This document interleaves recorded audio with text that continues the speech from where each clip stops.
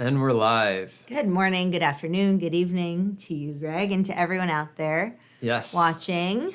Welcome to our live stream. Welcome, welcome. It's Thursday today, so hopefully people are starting to unwind from the work week, the weekdays, and get ready for some weekend adventures. Yeah, in the U.S., we actually have a holiday coming up, Labor Day. That's right. So, which marks the end of summer. Yeah, that's right. So enjoy the weather. Take that for what you will. I love the fall. And so I do too. For me, that's like a celebration, the welcoming of fall. I know, it's too hot in the summer. Yeah. We like it to be a little cooler, right? Yep. So what's our topic today? Today, our topic is all about feedback and criticism and the difference between constructive criticism and destructive criticism. So we're going to be unpacking these terms and looking at a few examples. And if you are joining us live and you have any questions or you want to run any type of phraseology by us, feel free to do so. That's why we're here. That's why we're live, unscripted, right? So. Yeah. All right. So feedback is an important thing to have, right? I mean, if you think about it, feedback is one of the main ways of progress and toward improvement. So without it, we would be, I would be remiss to not talk about progress in the context of feedback. So I think that's an important mindset awakening to have, because sometimes we think of feedback as just, a hit to the ego. While we shouldn't, because if we have that mindset shift, or like I said, awakening, coming to the realization of the purpose of feedback, Yep. then we can really start to look at it differently. Yeah, I agree. Feedback is a critical part of getting better at whatever it is you're doing. And For sure. Getting better means, yes, for yourself, performing at a higher level, but it also means delivering more, whatever it is you're doing, right? If you're in a job, it means you can do your job more efficiently, which benefits the company. Yep. If you work for yourself, it means you're gonna have better products, right? You're gonna have more satisfied clients. Right. So feedback it's one of these things that none of us really wants, at least initially. Yeah. But once you sort of learn how to incorporate feedback into what you do in a way that makes you better, you start to really treasure feedback. Yeah, for sure. And it just helps you get a lot better. One of the reasons we encourage participation during the lives is because that also helps us. Yeah. That's a form of feedback, right? Definitely. When we hear what you guys are interested in, that lets us know what to talk about and what to dig into, what not to dig into. Yeah, because we could sit here and talk to you all day, but we're here to help, improve some aspect of your social skills, right? Right. Personal and professional. So And feedback falls into that category. Exactly. And so, yeah, I think a good place to start, like you're saying, is the delivery of it, right? Exactly. And yeah. understanding sort of what the dichotomy of feedback is, because there is good feedback, and then there's feedback that's not helpful. Yeah. And you really want more of the good stuff, because the not helpful stuff tends to, raise emotions and be counterproductive to improvement. Right. And it could be a hit to the ego. So let's first talk about what to do when you receive the bad criticism, the non-constructive criticism, which would make it the destructive type of criticism. Or if you just want to be shorthand about it, criticism, right? So how do you make something that is not said in the nicest of ways something that you can glean as feedback? So to do this, you really want to be able to kind of step outside of yourself and detach the ego associated with whatever the criticism was about you or your work, and really try to take a bird's eye view perspective on it to understand is there a kernel of truth in this, right? Was that email written sloppily? Right. Was that project report sent out in haste? So think about from an objective, and then this is very hard because it's about you or your work, right? Or some aspect that you were incorporated in. And figure out if there's something true to it. If there is, then you want to listen, right? Because then you can turn that into feedback. If it isn't, if it's not remotely anything to do with, you or your work, or just not true at all, it's patently false, as Gregory likes to say, then you can just disregard it, right? It's not feedback, it's nothing. It's just nonsensical language. But if there is some truth to that, think about, okay, so what's the teachable moment here? Should I double check my emails? Should I make sure that I've, crossed my T's and dotted my I's before I sent that project proposal? Probably, yeah, you should, absolutely. So figuring out if there's something true to it. Yeah, so I heard kind of like two steps there. The first being identifying whether or not this is something I should listen to. Exactly. Whether it's something I should treat as valid. Right. And I agree, taking the ego out of it. Another way of saying it is to just not take it personally. Which is very right? hard to do. Exactly. And the ego is really very central to that, taking it personally. Yeah. And we're all susceptible to this. Of course. Right? Because to us, when we hear criticism, it sounds like it's an attack on who we are. Right. But good feedback and in general criticism that helps you improve is not an attack on who you are.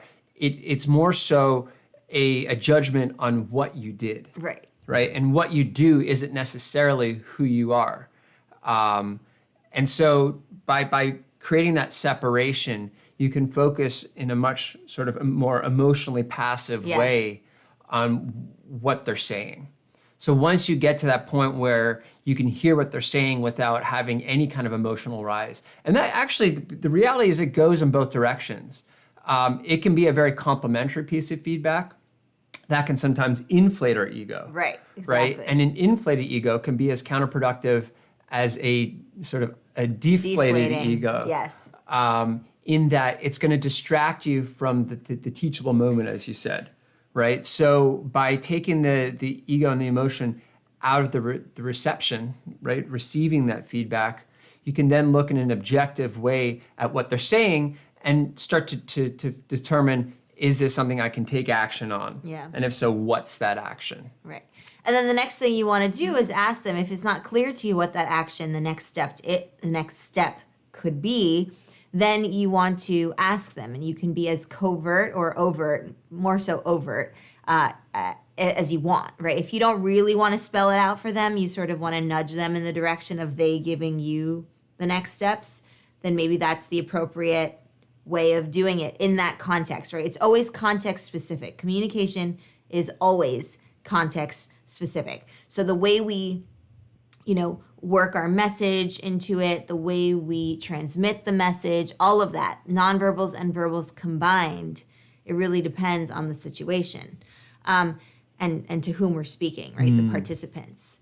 And so figure out what the next steps are. So you might already have that realization. You might already know, well, maybe the next step really just is to schedule the email of the newsletter a few days in advance so that the head of marketing doesn't, get on your case about it, or that you don't forget to do it. Or it could be something else, right? So if you don't know what that step is, ask them. And you could be blatant about it or not. That's up to you. But you have to figure out what to do next, right? Because when we have that feedback, what are we supposed to do with it? Yeah, right? I love that idea of because oftentimes you'll hear something and you do want to change, but you're not quite sure what it is. And oftentimes when people are giving feedback, they have an idea of how they want it to be. Yeah. They may not have articulated, and in fact, they often don't. It's easier to give the criticism than to give the solution. Exactly. And they don't necessarily have to know the solution, right? Right. But you can at least start a conversation. By acknowledging what they said, you kind of get them on your side. You create a level playing field for both of you to have a productive conversation about what next steps should be taken. Exactly. And that's a very important part of feedback in general, right? Feedback is only useful if it's integrated into the sort of the output. Absolutely. Right. So Right. if you get the feedback, but then you don't act on it, you're probably going to continue to just get that same feedback and frustrate the people giving it. Or yourself, right? You might find it right. frustrating too, because Yeah. you know that there's something that you could be doing, but you don't know what that action could be, right? So it's really important to really do take the next steps in terms of feedback. Now, in terms of the criticism that is actually not criticism, it is feedback already. What does that look like? Well, it's a lot nicer, right? It's said in a more collaborative way. It's using we language and us instead of I or you. And so it's really important, right? The phrasing and the tonality and even the nonverbals that we're using really do influence the way the feedback is presented. If it's presented as feedback or if it's presented as criticism. I see a couple of people are on here. I'm wondering, Greg, you want to read those? Mm-hmm. And I wonder what you out there have experienced with feedback and criticism, both on the receiving and giving end, right? We put out a video earlier about criticism, and then we put out a video this week about giving criticism. And a lot of you really like the Velvet Hammer method, which is really fun. It's a great sort of like image, right? So what do you all think in terms of, yeah, go ahead, Greg. Yeah, so I agree. With feedback, it's a lot, giving feedback, the process of giving it is a lot about the quality of delivery. And to the extent that you can make it focused, we were talking before about how if you're receiving the feedback, you don't want to take it personally. Well, as the person giving the feedback, you want to make sure that it's not being delivered personally. And you mentioned don't use words like you. Instead, focus on the it, right? Whatever the action was, or the maybe it's a PowerPoint that you're reviewing, or a write-up, or an email, or whatever it is. Right. Focus on that, not the person, but what they did. Yeah. And collaborative language is also, like you said, very, very important because when you use we, we probably want to do it this way as opposed to you should do it this way. When you use we, it just reinforces that everyone's on the same team here and that the goal isn't to call, the person out on what they did wrong. Right. It's instead to identify something that's suboptimal and to make it optimal. And in the chat, there's a good point that sometimes feedback doesn't work. Sometimes giving it doesn't work.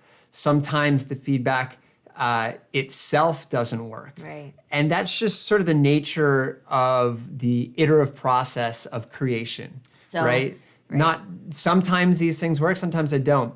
And by getting multiple pieces of feedback, you can start to triangulate a theme as to what might work. So have multiple data points based on different aspects of whatever it is that you're dealing with, and figure out how to what direction to take it based on that data. What you're looking for is sort of a pattern from the various people that you're collecting feedback from. And typically, if there's a pattern, right, they're all sort of saying something similar. They may all have 5 things to say, each of them, right? Yeah. And 4 of those things among those 5 people could be totally different. But there may be one thing among all 5 of them that was the same. Right, like a central theme. A central theme. And so the stuff that wasn't the same, maybe put that in the back burner, maybe don't focus as much on that. But if there was that one thing that they all said that came up that was similar, that unifying theme, that's a pretty sure sign that it's something you should act on, right? That's something you should investigate further. Definitely. And so that's a good way of reducing the chances of the feedback being counterproductive. Yeah. Or to say the opposite. It's a good way to ensure that it is quality feedback. In terms of giving the feedback, if the person takes it personally, what do you do? Well, I think you have to really reiterate. Sometimes, like you said, it is an iterative process. So if your first attempt, they get really emotional and upset about it, that might be, the onus is on both people, right? By that I mean the onus is on you in terms of your communication style and your delivery and the message that you're trying to transmit, but it's also on the other person, right? So you have to maybe give them some time let it sink in. So this is what's so amazing about communication, right? We can read people's expressions and their micro expressions. So if you notice that they're starting to get really emotional and you haven't noticed that before in other exchanges and social interaction, then you might want to ease into it, right? You might not want to just like dump it on their plate, so to speak, immediately at the get-go. So if it doesn't seem to be working, then you really need to start picking up on those social cues and slowly, explain it to them, walk them through it, and maybe wait a day, let them sleep on it, wait a day, and encourage them, right? And again, it's all about, the collaboration. It's about, asking for their help. And that was part of the Velvet Hammer methodology, about asking for help because you want to come to a solution together, right? It's not about you need to fix this. You're not good. First of all, we don't want to call people out. That's absolutely horrible. Nobody likes that, right? Secondly, it's about coming to them and saying, look, I'm on the same team as you. Greg said earlier, it's about showing that you're on the same page as they. Really reiterating that and not making them feel less than, not making them feel like their job is at stake, right? So making sure that they have nothing to worry about, provided that they have that growth mindset mentality, the adaptability, and that they want to put these changes in effect. Yeah, right? I think that's great. And, it's not easy. It's not easy.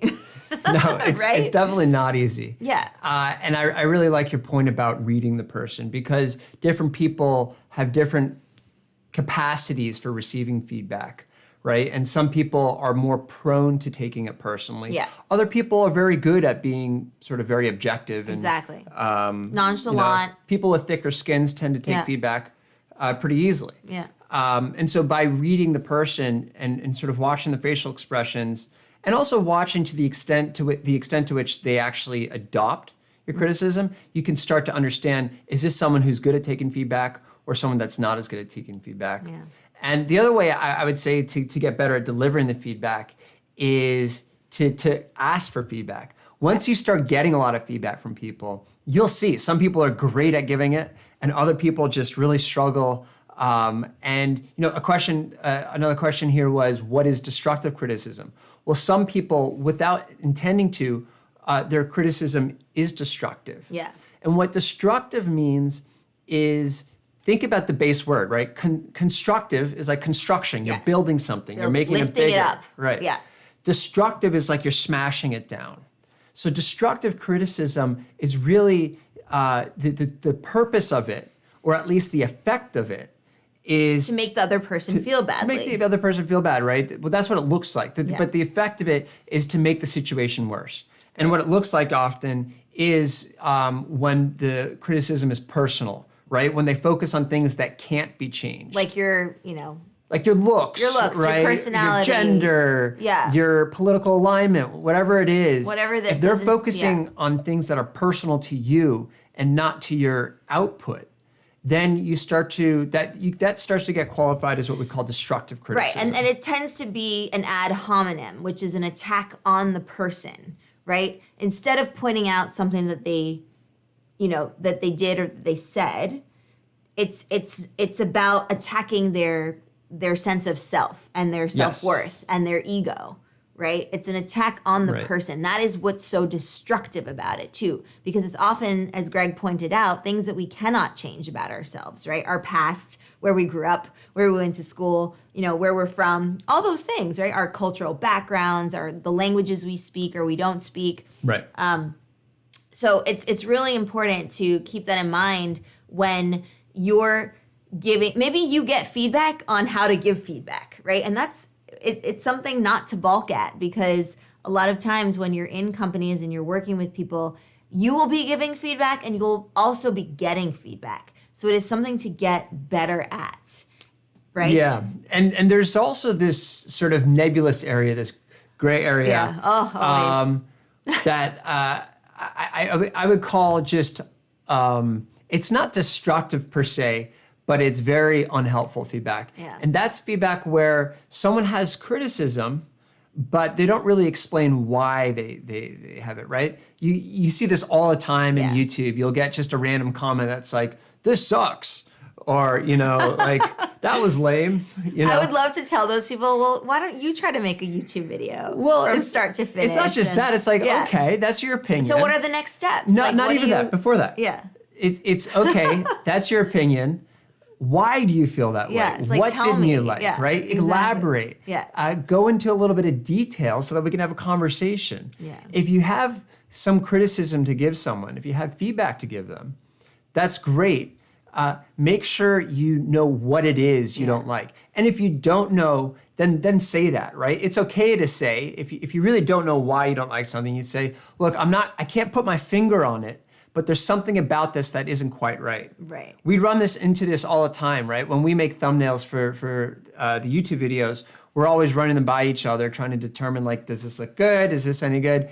And sometimes we'll look at it and we're like, there's something off, but I can't put my finger on it. Yeah, exactly. And that's okay, right? You don't always have to have the answer to why you don't like it.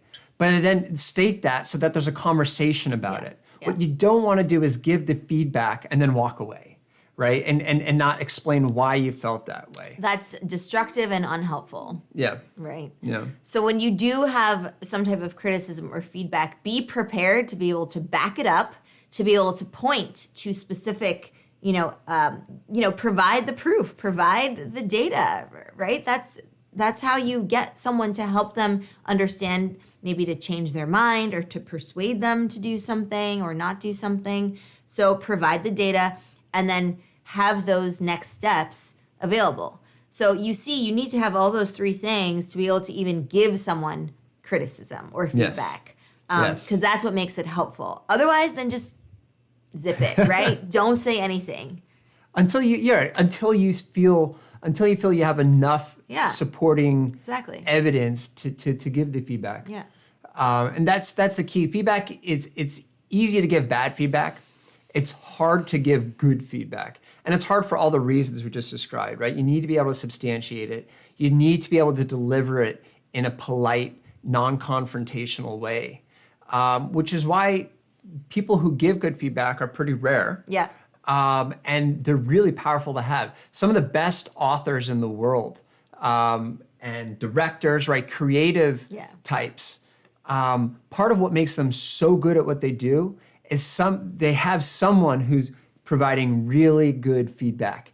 And it's often hard feedback, right? It's feedback that they don't want to hear. Think about it. You just wrote a book. Yeah, 1,000-page manuscript. You committed a year to writing this book. And now suddenly someone has, redlined it all over. Red marks everywhere. Right. That's really tough. Yeah. But because they had that person who was able to give that feedback, they can go back and mold it into something even better. Yeah, and be on the New York Times bestseller list, right? Anything that you've read, any masterpiece that you've encountered, guaranteed the person who created that had a really good critic in their corner, and maybe several. Yeah. And we need those people, right? Yeah. So this is the other part, the other kind of tricky part about criticism.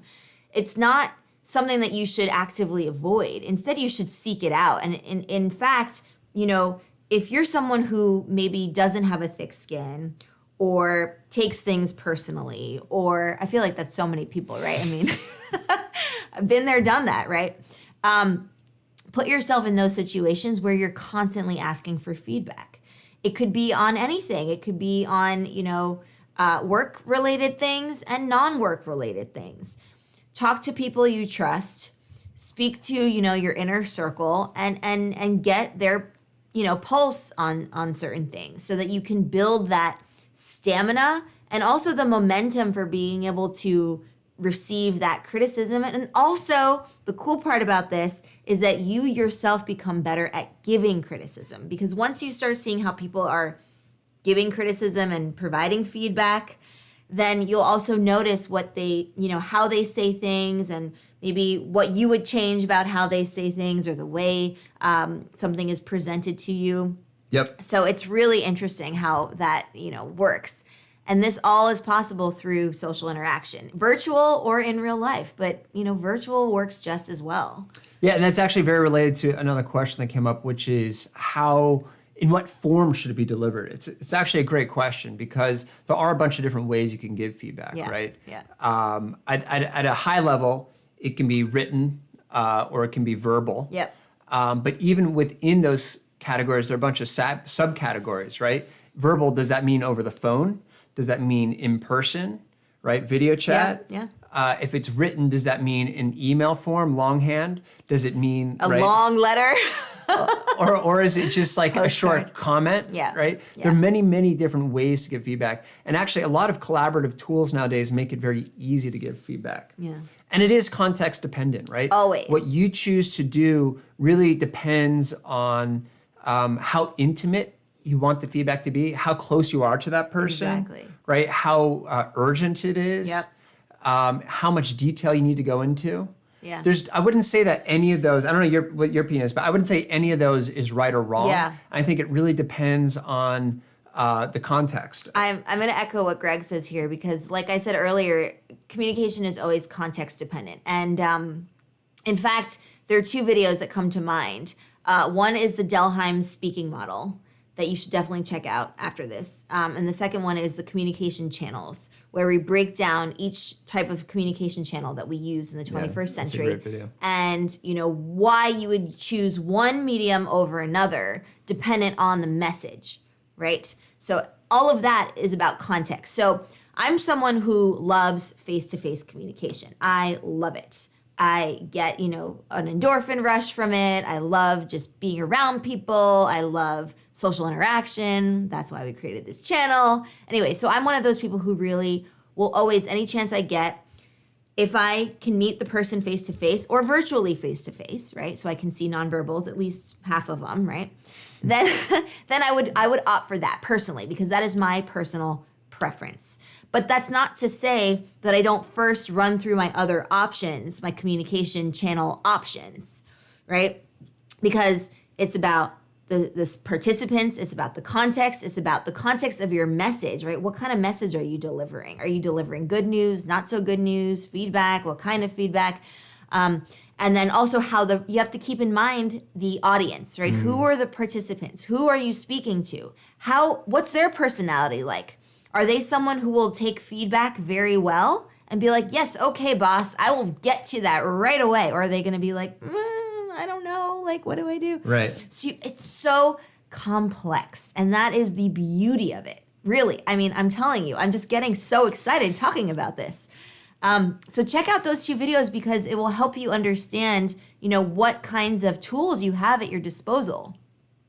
Yeah, that's great. And I would say, for me personally, Yeah. I agree with you. Like to the extent that I can make it more intimate, I will, right?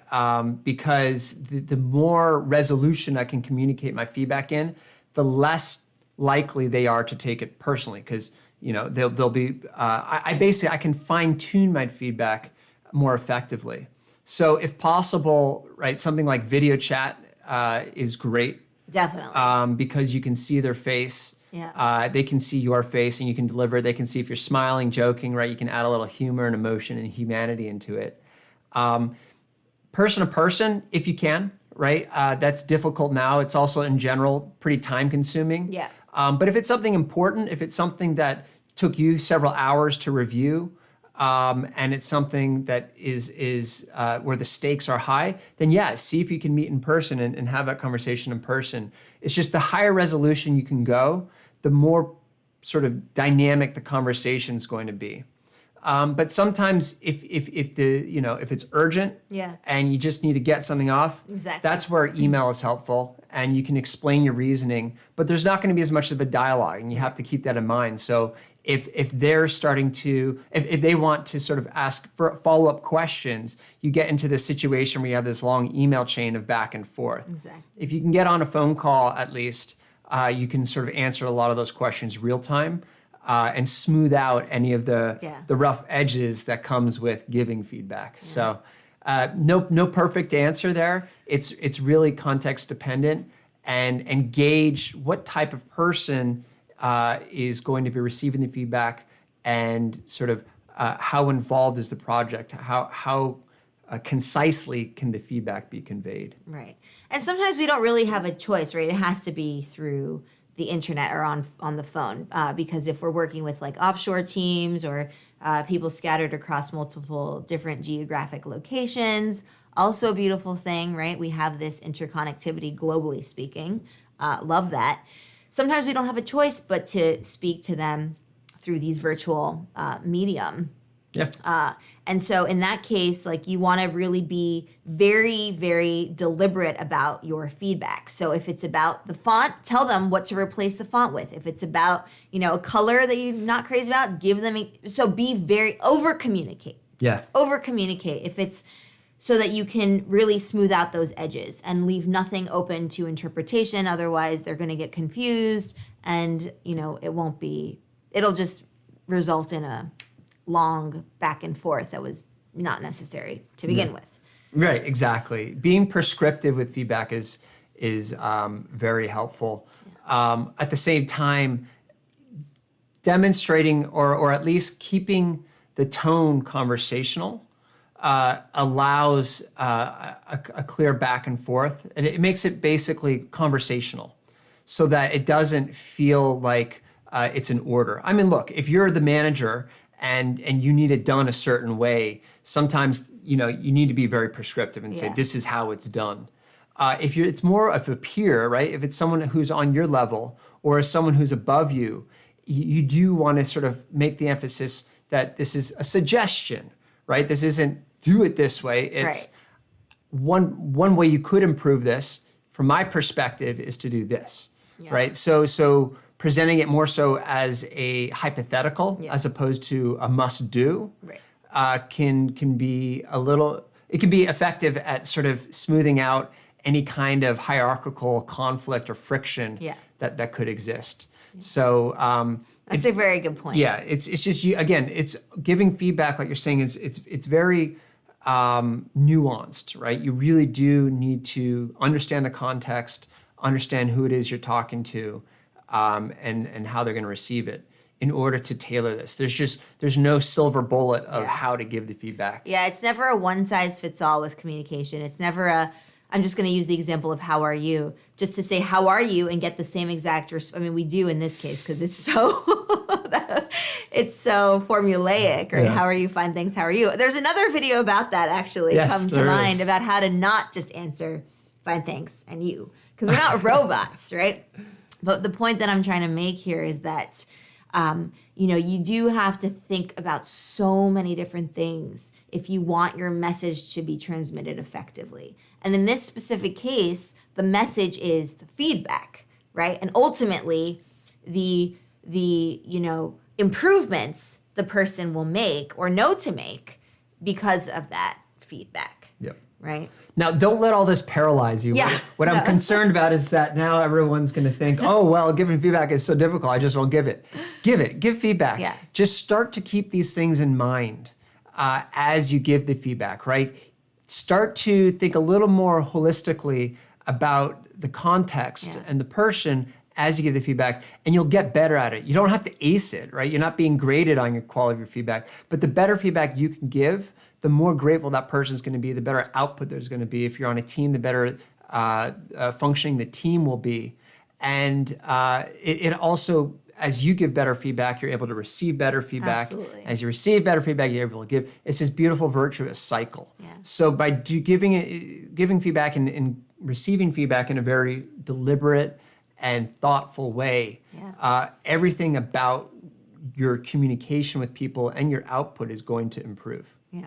And the one last thing that I'll say on this is if you have personal anecdotes that you can share with the person to help them understand that maybe you were that intern at one point, summers ago, and what you learned from them, taking a more like mentor-mentee approach to it can also be really effective, right? Speaking from your own experience on a similar issue or a similar, feedback type situation, I think they'll really appreciate that. I certainly would. I would love to, be able to see that someone cares enough, right, to share something about them and how they overcame that very same obstacle, right? We all love these kinds of stories. So personal anecdotes can also go a long way with this. Absolutely, contextualizing it. All right, guys. So we're running up with time here. If there are any final questions, feel free to shoot them into the interactive chat. Lots of activity today, so that's awesome. We'll follow up with you in future videos and comments and so forth. So yeah, thanks for being so active today. Loved the conversation, and we look forward to doing more of this next week. Yeah, exactly. It's a conversation. So keep it up. All right, everyone. Happy exploring. Have a good day.